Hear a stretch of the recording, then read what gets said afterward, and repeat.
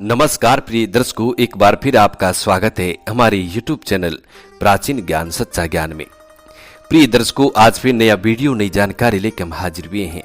दर्शकों, आज की जो लोक कथा है, लोक कहानी है, ये बड़ी मोटिवेशनल है और बड़ी ज्ञानवर्धक है। प्रिय दर्शकों, आज की कहानी में आप जानेंगे कि संसार में सबसे बड़ा मूर्ख कौन होता है और संसार में सबसे बड़ा ज्ञानी कौन होता है। संसार में सबसे बड़ा बुद्धिमान कौन होता है और संसार में सबसे बड़ा मूर्ख कौन होता है। प्रिय दर्शकों, संसार में सबसे बड़ा धनी व्यक्ति कौन बनता है और संसार में सबसे गरीब कौन बन जाता है। इस कहानी में आपको बहुत कुछ जानने को मिलेगा, बहुत कुछ सीखने को मिलेगा। इसलिए इस कहानी को अंत तक सुने, हो सके तो अपने बच्चों को जरूर सिखा दें। दोस्तों, ये कहानी आपके जीवन को बदल के रख देगी और आपका जीने का तरीका ही अलग हो जाएगा यदि इस कहानी में बताई गई बातों पर आप अमल करते हैं। प्रिय दर्शकों, वीडियो शुरू करने से पहले जो लोग हमसे नए जुड़े हैं वो लोग हमारे चैनल को सब्सक्राइब करें, बेल आइकन ऑन करें, अच्छे कमेंट किया करें ताकि हर आने वाले वीडियो का नोटिफिकेशन सबसे पहले आपको मिले और आप उसका फायदा उठा सकें। शुरू करते हैं प्रिय दर्शकों आज की प्यारी सी कहानी, ये लोक कथा। प्रिय दर्शकों, किसी गांव में एक सेठ रहता था। उसका एक ही बेटा था जो व्यापार के काम से प्रदेश गया हुआ था। सेठ की बहू एक दिन कुएं पर पानी भरने गई। जब घड़ा पानी से भर जाता है तो उसे कुएं की मुंडेर पर रख देती है और अपना हाथ मुंह धोने लग जाती है। तभी कहीं से 4 राहगीर वहां पहुंच जाते हैं। रास्ते जाने वाले 4 लोग वहां पहुंच जाते हैं। तब एक राहगीर बोला कि बहन, मैं बहुत प्यासा हूं, क्या तुम मुझे पानी पिला दोगी। प्रिय दर्शकों, उस राहगीर की बात सुनने के बाद सेठ की बहू को पानी पिलाने में थोड़ी झिझक महसूस हुई, क्योंकि वह उस समय कम कपड़े पहने हुई थी। उसके पास उस समय नहीं तो कोई लोटा था, नहीं कोई गिलास था, नहीं कोई अन्य पात्र था जिससे वे पानी पिला देती। इसी कारण वह उन राहगीरों को पानी पिलाना उस समय ठीक नहीं लगा। और उस सेठ की बहू ने पूछा कि आप कौन है। तब वो राहगीर जवाब देता है कि मैं एक यात्री हूं। प्रिय दर्शकों, तब उस सेठ की बहू बोली कि यात्री संसार में केवल 2 ही होते हैं, आप उनमें से कौन से हैं। अगर आपने मेरे इन सवालों का सही जवाब दे दिया तो मैं आपको पानी पिला दूंगी, नहीं तो मैं पानी नहीं पिलाऊंगी। प्रिय दर्शकों, अब बेचारा राहगीर उसकी बात का कोई जवाब नहीं दे पाता है। तभी दूसरे राहगीर ने पानी पिलाने की विनती की। तब बहू ने दूसरे राहगीर से पूछा, अच्छा तो आप बताइए कि आप कौन है। प्रिय दर्शकों, तब दूसरा राहगीर तुरंत बोला कि मैं तो एक गरीब आदमी हूं। तब सेठ की बहू बोली कि भैया, गरीब तो केवल 2 ही होते हैं, आप उनमें से कौन से हैं। ये प्रश्न सुनकर दूसरा राहगीर चकरा जाता है। उसको भी कोई जवाब नहीं सूझा तो वो भी चुपचाप झट से हट जाता है। प्रिय दर्शकों, उसके बाद तीसरा राहगीर बोला कि बहन, मुझे बहुत प्यास लगी है, ईश्वर के लिए तुम मुझे पानी पिला दो। तब सेठ की बहू ने उस तीसरे राहगीर से पूछा कि आप कौन है। प्रिय दर्शकों, तब तीसरा राहगीर बोला कि बहन, मैं तो एक अनपढ़ गवार हूं। उस राहगीर की बात सुनकर वो सेठ की बहू बोली, अरे भाई, अनपढ़ गवार तो संसार में 2 ही होते हैं, उनमें से आप कौन हैं। सेठ की बहू की इतनी बात सुनकर बेचारा तीसरा राहगीर भी कुछ नहीं बोल पाया, कोई जवाब नहीं दे पाता है। अंत में चौथा राहगीर आया और बोला कि बहन, मेहरबानी करके मुझे पानी पिला दे। और मुझे तो पानी पिलाने का काम बड़ा पुण्य का काम है। प्रिय दर्शकों, सेठ की बहू बड़ी चतुर थी और होशियार थी। उसने चौथी राहगीर से पूछा कि आप कौन है। प्रिय दर्शकों, तब वो राहगीर अपनी खींच छिपाते हुए बोला कि मैं तो एक बड़ा ही मूर्ख हूं। प्रिय दर्शकों, तब उस सेठ की बहू ने कहा कि मूर्ख तो संसार में केवल 2 ही होते हैं, उनमें से आप कौन से मूर्ख हैं। वह बेचारा भी उसके प्रश्न का उत्तर नहीं दे सका और चारों पानी पिए बगैर वहां से जाने लगे। तब सेठ की बहू बोली कि यहां से थोड़ी दूर पर मेरा घर है, आप लोग वहीं चलिए और मैं आप लोगों को वहीं पर पानी पिला दूंगी। प्रिय दर्शकों, चारों राहगीर उसके घर की तरफ चल पड़ते हैं। बहू ने इस बीच पानी का घड़ा उठाया और छोटे रास्ते से अपने घर पहुंच गई। उसने घड़ा रख दिया और अपने कपड़े ठीक तरह से पहन लिए। प्रिय दर्शकों, इतने समय में वो चारों राहगीर उसके घर पहुंच गए। सेठ की बहू ने उन सभी को गुड़ दिया और पानी पिलाया। पानी पिलाने के बाद वे राहगीर अपनी राह चल पड़े। प्रिय दर्शकों, सेठ उस समय घर में एक तरफ में बैठा हुआ ये सब देख रहा था।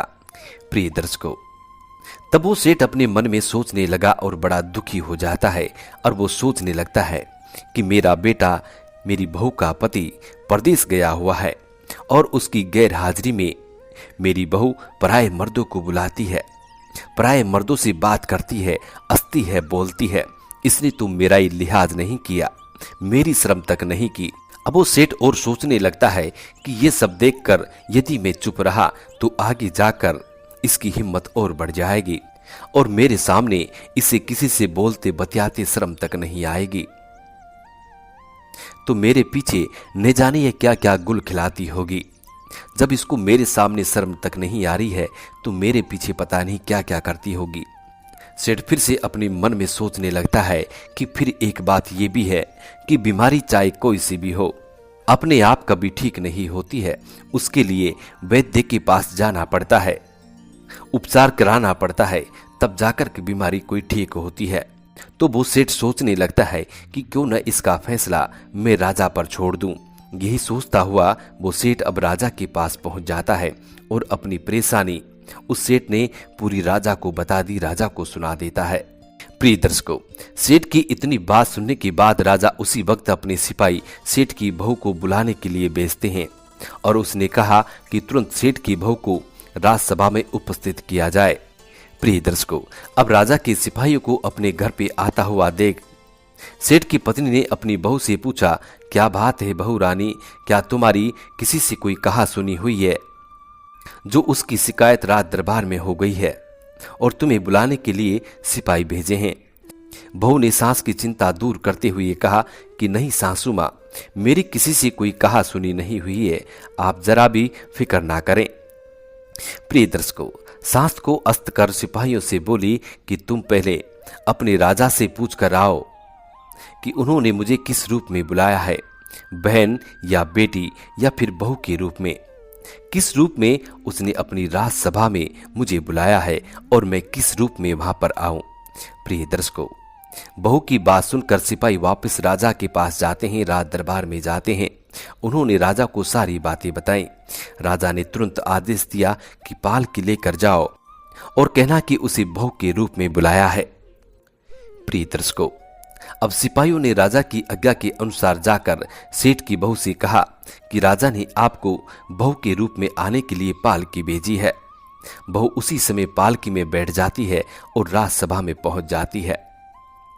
प्रिय दर्शकों, राजा ने सेठ की बहू से पूछा कि तुम दूसरे पुरुषों को घर पे क्यों बुलाती हो और जबकि तुम्हारा पति घर पर नहीं है?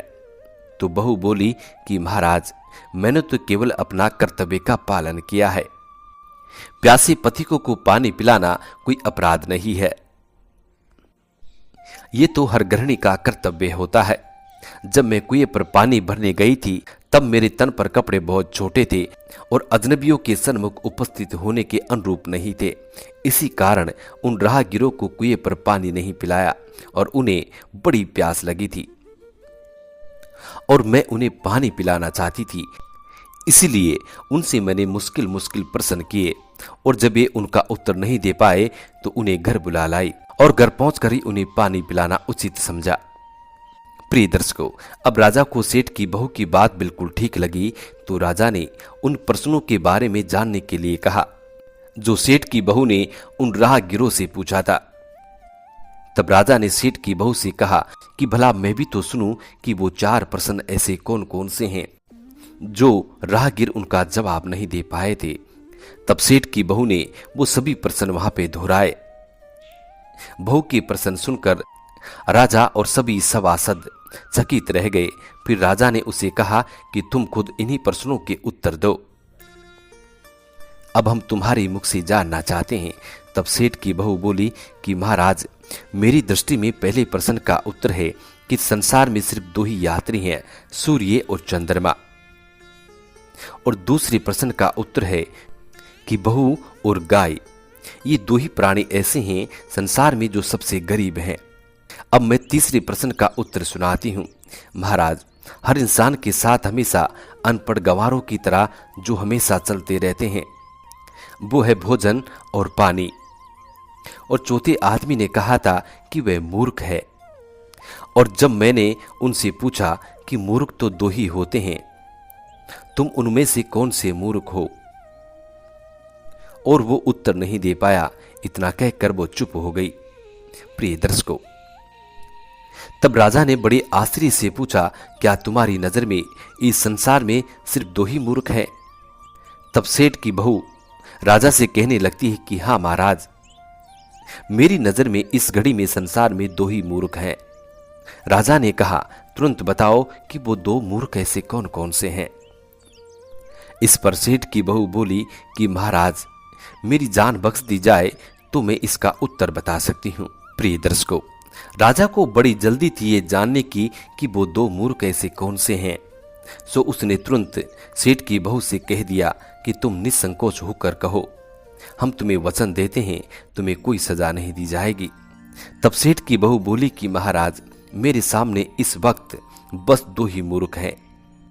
फिर अपने ससुर की ओर हाथ जोड़कर कहने लगी कि पहले मूर्ख तो मेरे ससुर हैं, जो पूरी बात जाने बिना ही अपनी बहू की शिकायत राज दरबार में लेकर आ गए। अगर इन्हें मेरे ऊपर शक हुआ था तो पहले मुझसे पूछते, मुझसे सलाह लेते, मेरी जानकारी लेते, तो मैं खुद ही इन्हें सारी बातें बता देती। इस तरह घर परिवार की इज्जत तो बाजार में नहीं आती।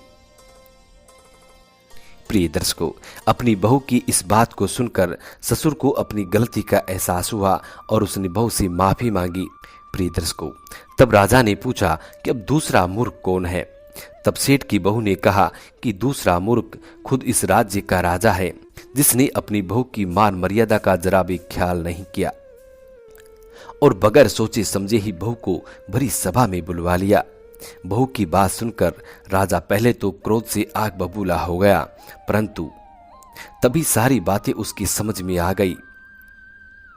समझ में आने पर राजा ने बहू को उसकी समझदारी और चतुराई का साहस करते हुए उसे ढेर सारे पुरस्कार देकर सम्मान किया।